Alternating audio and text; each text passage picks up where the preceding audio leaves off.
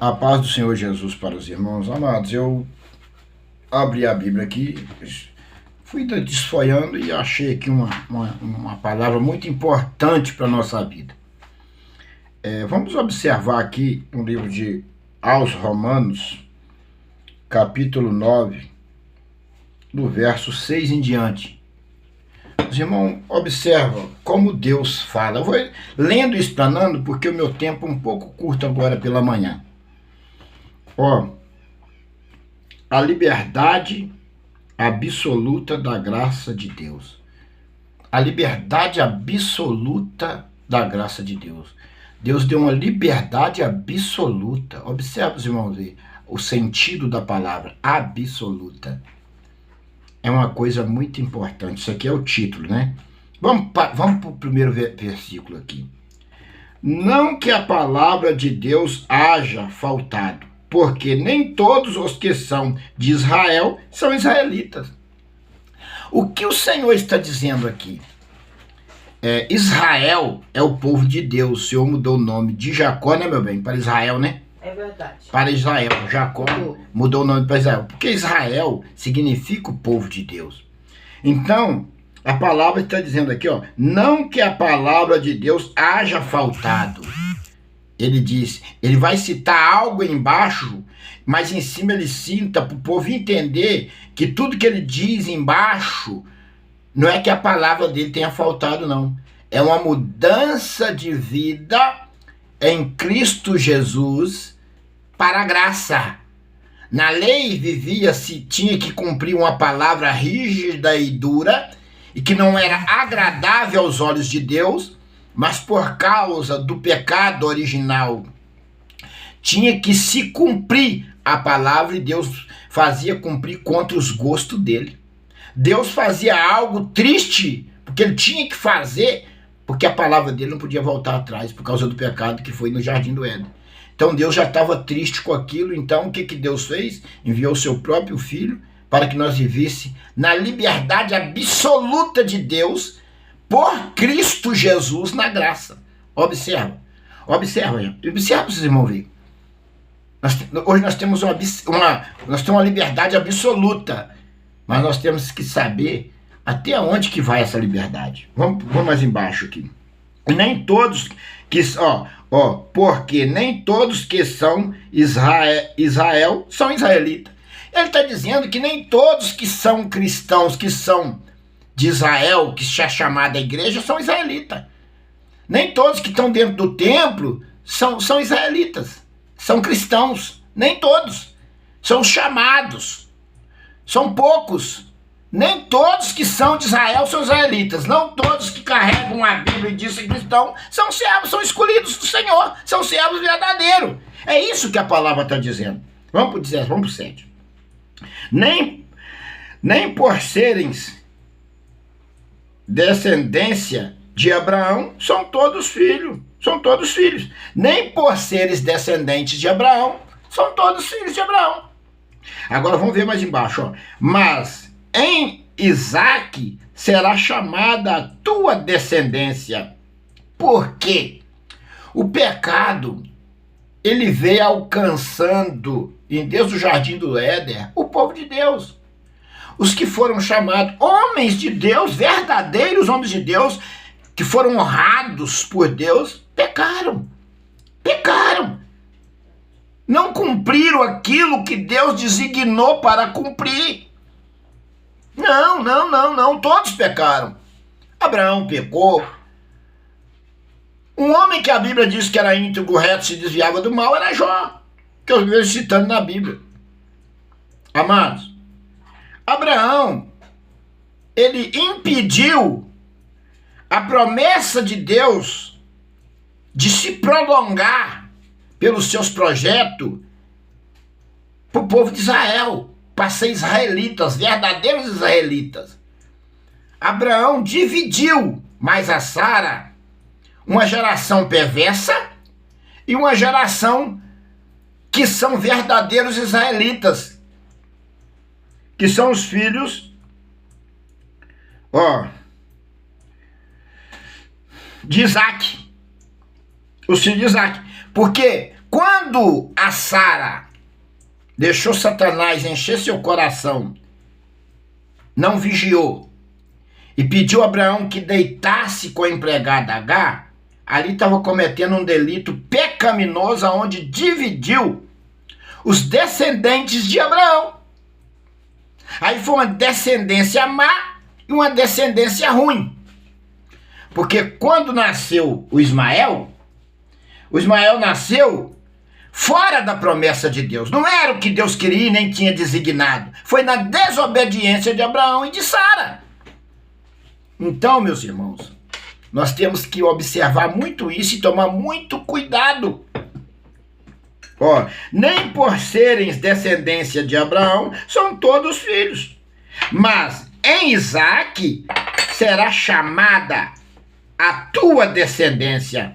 Em Isaque, Deus colocou os verdadeiros descendentes de Abraão, foi em Isaque. Ismael não. Ismael não. Ó o 8.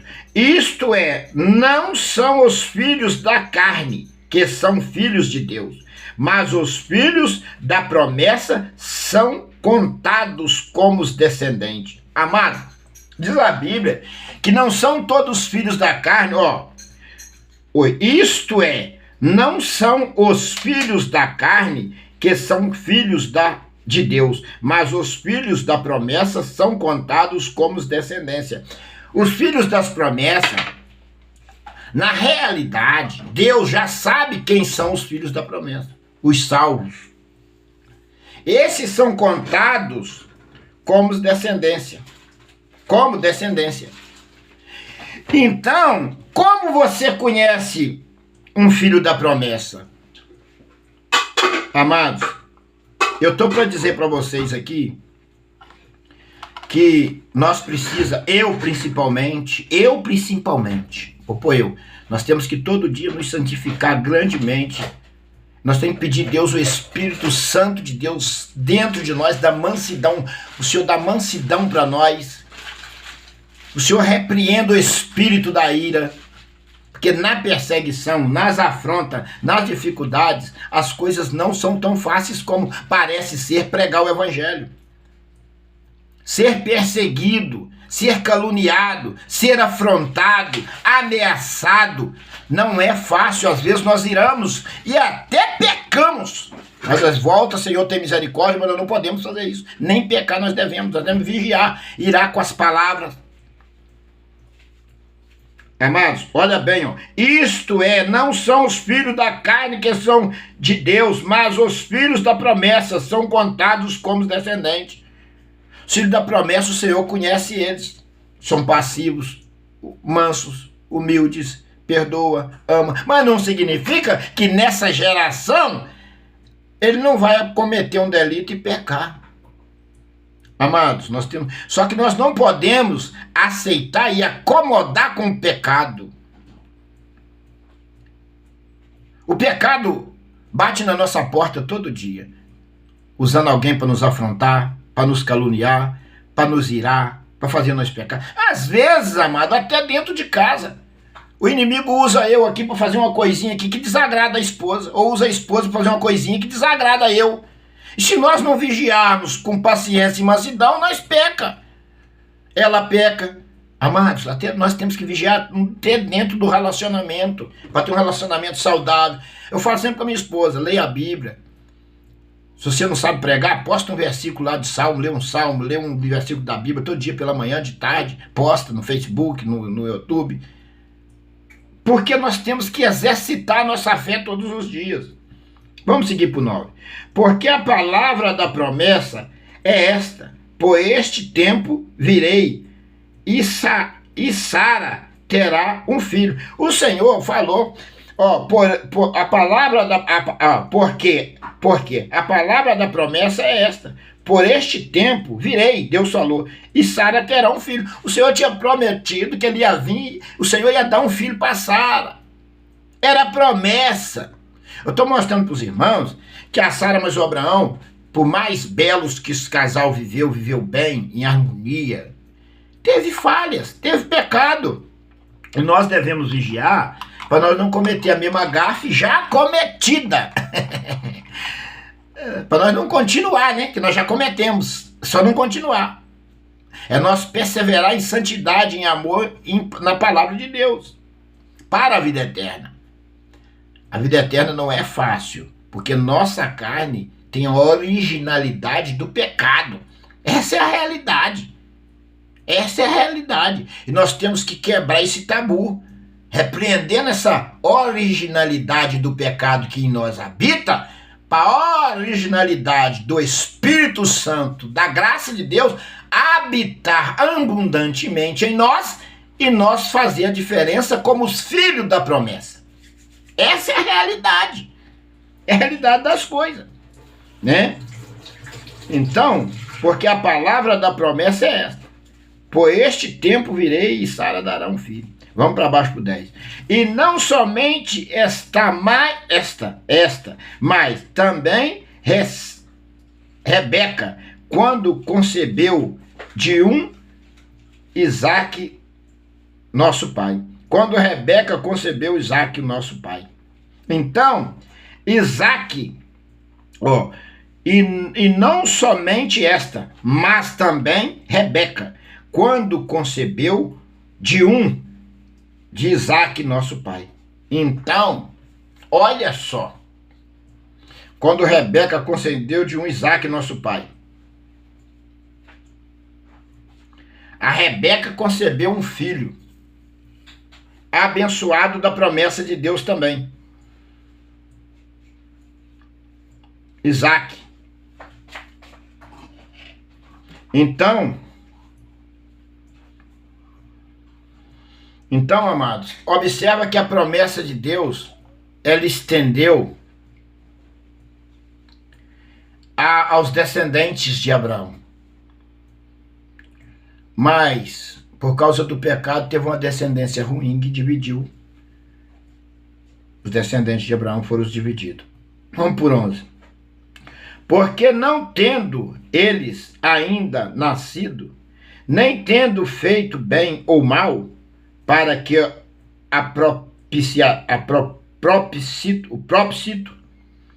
o propósito de Deus, segundo a eleição, ficasse firme, não por causa das obras, mas por aquele que chama, Então, nós temos que entender de que a obra, ela não prevalece diante de Deus, não.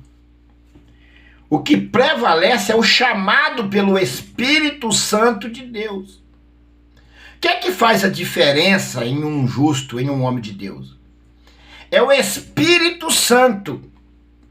Porque muitas das vezes tem algumas denominações, entre aspas, alguns homens de Deus, entre aspas, que trabalha, aliás, quase todas, né? Trabalham em cima de obra, mostrando na internet, na televisão, que ele acha que isso vai salvar. Não. Isso não significa nada diante de Deus. O que significa diante de Deus é o chamado. Aquele que tem o chamado de Deus, o Espírito do Senhor abunda sobre ele e tudo que ele faz é semelhante a Jesus, aos profetas e a Deus. Ainda que ele peque, ele vai para o joelho, pede perdão, mas ele está sempre ali, de coração aberto, com as mãos estendidas, com amor. Não significa que ele não é tentado, que ele não vai irar, mas ele tem autocontrole sobre a ira, sobre as tentações, para ele poder vencer. Então, os salvos, os escolhidos, é pelo chamado do Espírito Santo. Não é esse movimento que se diz por aí, pentecostal, do repré, daquilo outro. Não. Diz a Bíblia que a obra do Senhor é com ordem e decência, e é serena, nem de mais e nem de menos, é controlado, e todo dia trabalha-se no Espírito é firme. Não vai nem para um lado e nem para o outro. É com ordem e decência. Então observa-se que a obra de Deus, os escolhidos do Senhor, é por chamado. E a ovelha ouve a voz do seu pastor e entra para o aprisco. E o bode não. Então, essa é a diferença da ovelha para o bode. Que a ovelha ouve a voz do seu pastor e obedece. Então, essa é a palavra aqui. Porque não tendo eles ainda nascido, nem tendo feito bem ou mal, para que a propósito de Deus, segundo a eleição, ficasse firme, não por causa das obras, mas por aquele que chama. Então, não é por causa das obras que nós vamos ser salvos, mas sim pelo chamado do Espírito Santo. Foi-lhe dito a ela: o maior servirá o menor. Foi-lhe dito a ela: o maior servirá o menor. Foi dito a Sara: o maior servirá o menor. Então, nós temos que tomar muito cuidado de que forma nós estamos andando na presença de Deus. Como chamado do Espírito ou como só nas obras? Nós temos que prestar atenção a esses detalhes. Que diremos, pois?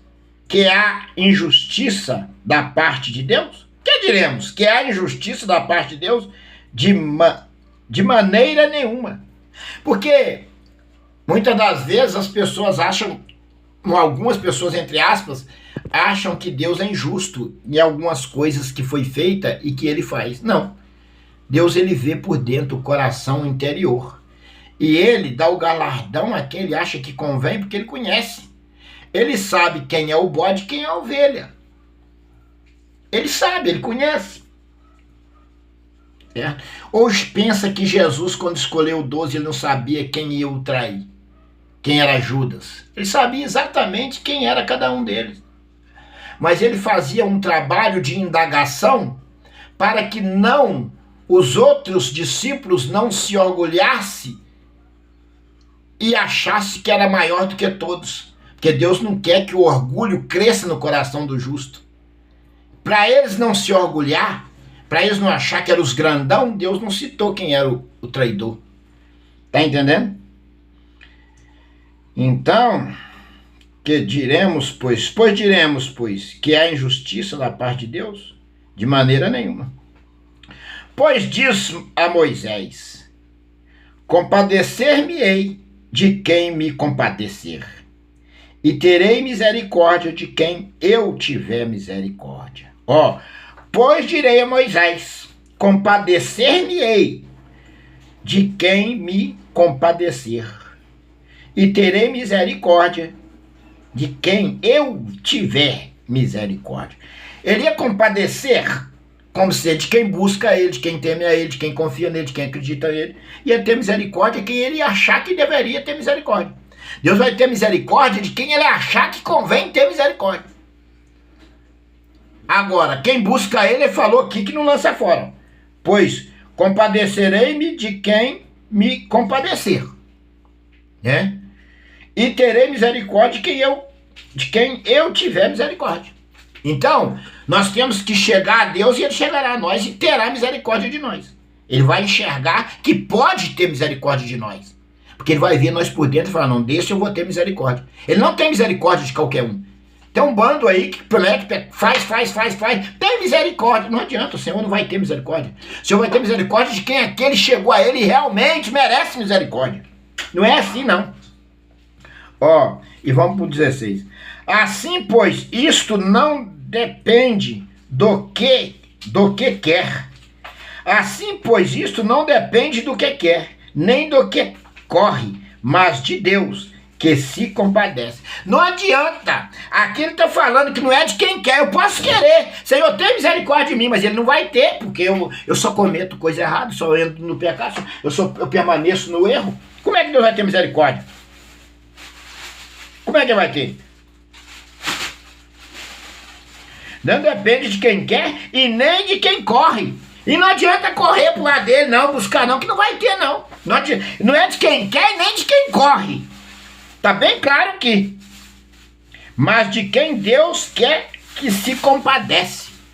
É de quem Deus achar que ele deve compadecer, que ele vai compadecer, não é de todo mundo, não. Ele não vai ter misericórdia de todo mundo, não. É de quem ele achar que convém ter misericórdia. Acorda aí, acorda aí.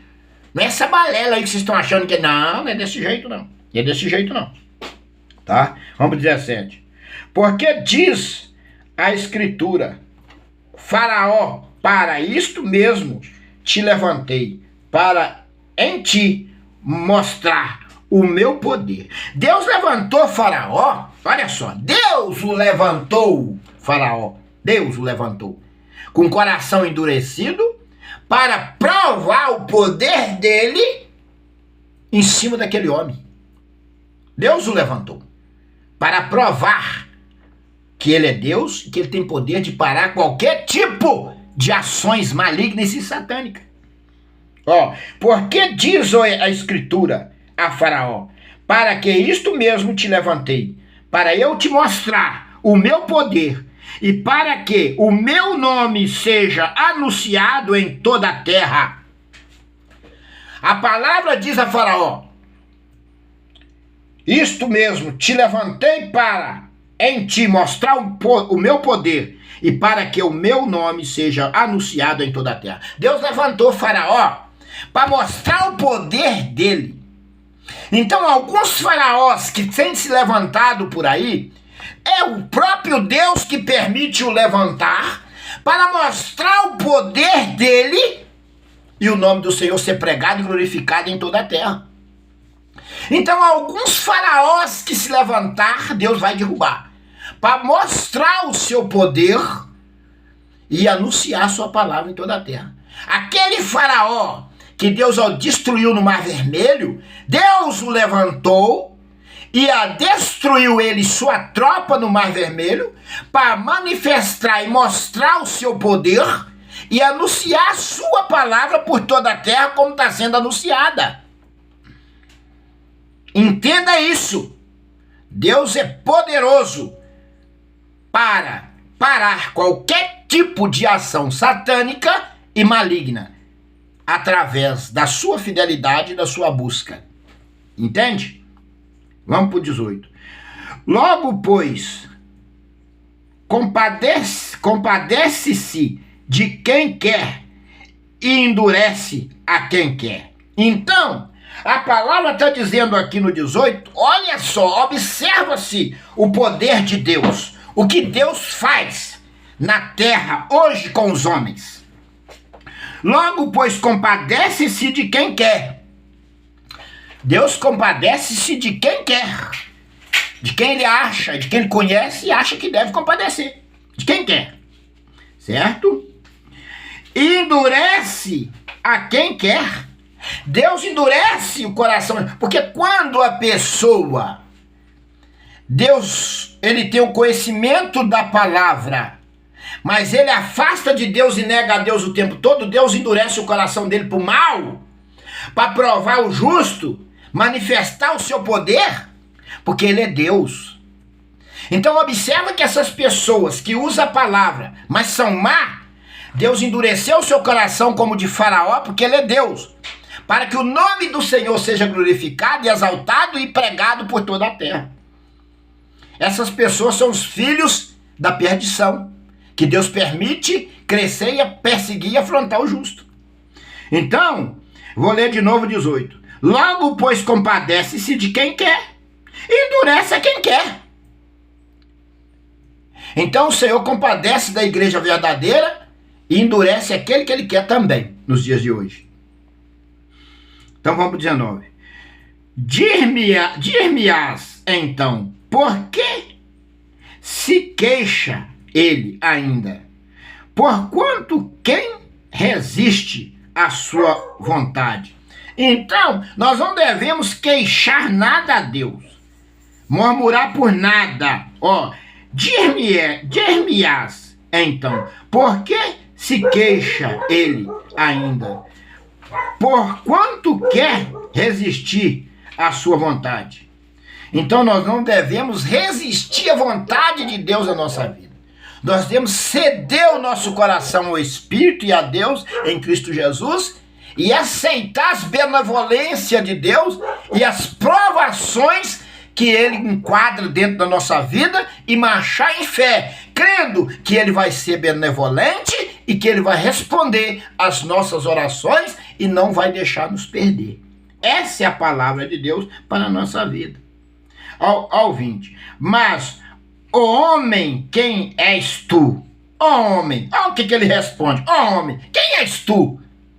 Ó homem, quem és tu? És tu. Quem a Deus replicas? Quem és tu? Quem a Deus replica? Porventura, a coisa formada dirá ao que formou: por que me fizeste assim? É pecado. Nós virar para Deus e falar: por que me fez assim? É pecado. A coisa, chamou nós de coisa, formada. A coisa formada. Por que me dizes? Por que me disseste? Por que me fizeste assim? Ó, mas, ó homem, quem és tu? Que a Deus replica. É pecado replicar a Deus, só porque me fez assim. Eu já falei, amado. Eu peço perdão agora em nome de Jesus, do Senhor Jesus. Eu já falei com Deus assim. Porventura, ó coisa formada, dirá ao que formou: por que me fez assim? Ó coisa formada, dirás a quem formou: por que me fez assim? Quem és tu? O Senhor está falando. Quem é o homem? Que o Senhor tem misericórdia da minha alma, da minha vida, do meu corpo, de toda a minha existência. Que um dia eu falei para o Senhor: o que o Senhor me fez assim? Misericórdia, isso é um grande pecado. Isso é um absurdo diante de Deus. Que o Senhor tenha piedade de nós. Aquilo que a gente não sabe, a gente faz, o Senhor perdoa. Que o Senhor me perdoa, que eu já falei essa palavra com Deus. Olha bem, vou ler de novo, amados. Observa que palavra forte. Vocês que ouvem as minhas pregações, observa que palavra forte. Que palavra forte. Olha. Mas, ó homem, quem és tu? Mas, ó homem, quem és tu? Que a Deus replica. Porventura, ó coisa formada, dirás ao que formou: por que me fizeste assim? Misericórdia. Amados, nós temos que tomar cuidado. O nosso Deus é amoroso, mas nós temos que tomar cuidado com as palavras. Observou esse versículo? O que o Senhor disse para os homens? Agora ao 21. Ou não tem oleiro poder sobre o barro? Ou não tem o oleiro poder sobre os homens? O Senhor tem o poder sobre todo homem, quer justo, quer injusto. O Senhor tem o poder sobre todo homem, para dar a mesma massa, da mesma massa fazer um vaso para a honra e o outro para a desonra. Ou não tem poder o Deus Todo-Poderoso da mesma massa fazer um barro para a honra e outro para a desonra? Deus faz um barro para a honra e o outro para a desonra. Ele é Deus, ele faz o que ele quer, ele tem poder sobre os homens.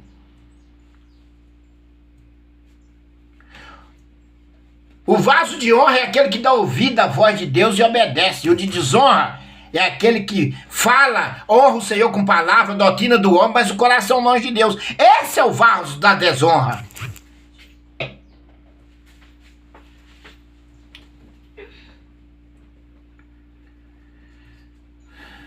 Vamos para o 22.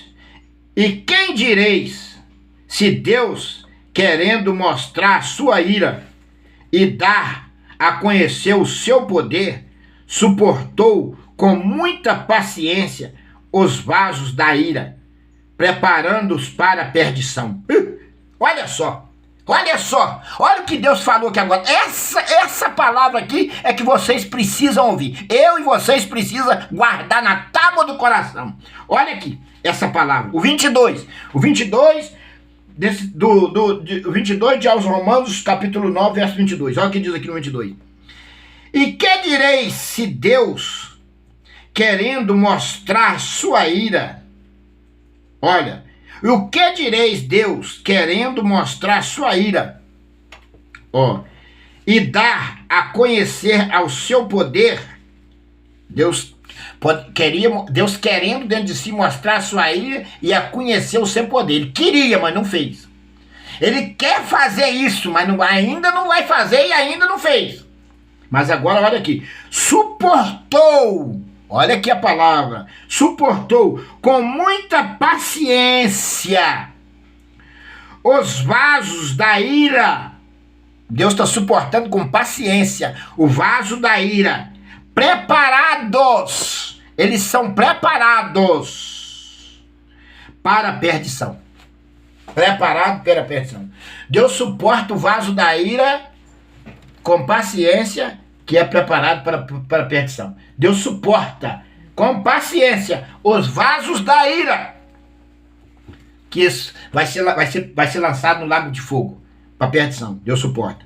Observe esse versículo. Vamos agora por 23.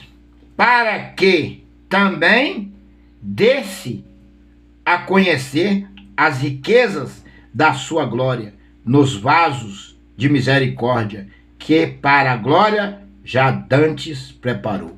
Olha só, nós cristãos fiéis somos preparados por Deus, e desde o começo ele já enxergava nós.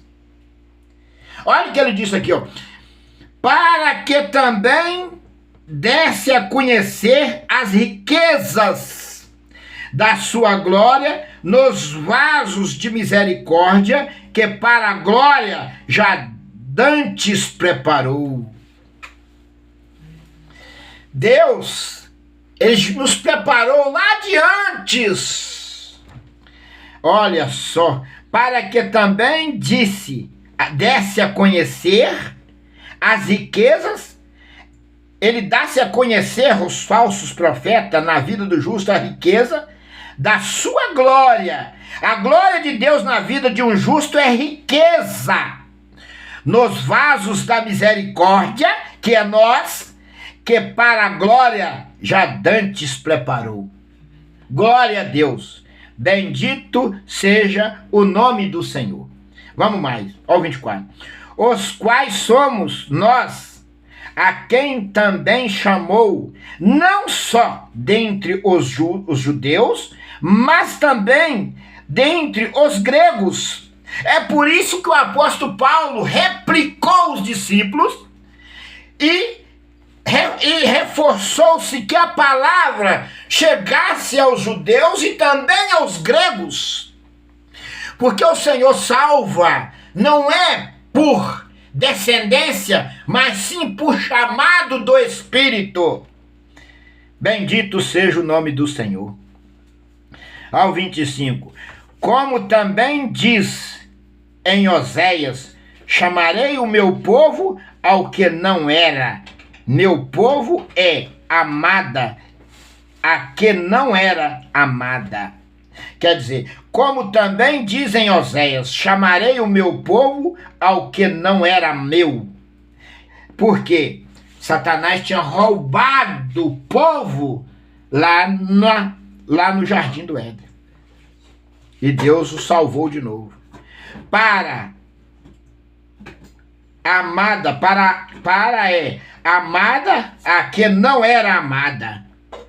O Senhor salvou uma igreja que não era amada, que tinha se perdido. Na cruz do Calvário, Jesus salvou nós de novo. Nós foi gerado de novo na cruz do Calvário. E sucedeu que, no lugar em que lhe foi dito, vós não sois meu povo, aí serão chamados filhos do Deus vivo.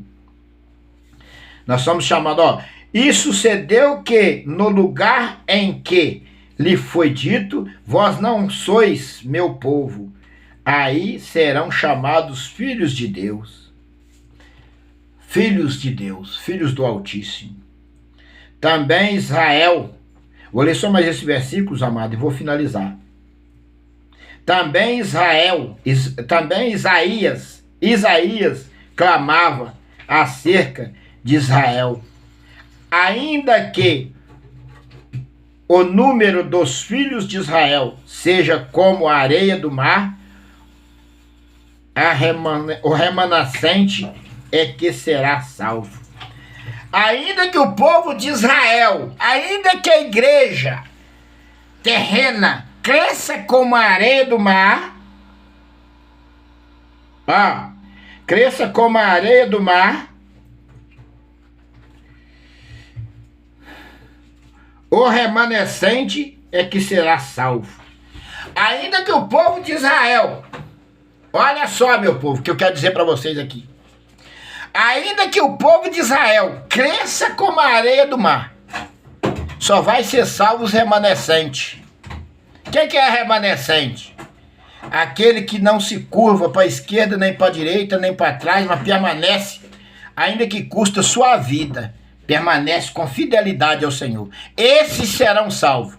Os remanescentes, ainda que a igreja cresça como o pó da terra, só vai ser salvo os remanescentes. Essa é a palavra do Senhor para a minha vida e para a sua vida. Que o Espírito Santo de Deus te dá o entendimento de toda essa mensagem em nome do Senhor Jesus. E a paz do Senhor para toda a igreja de Cristo.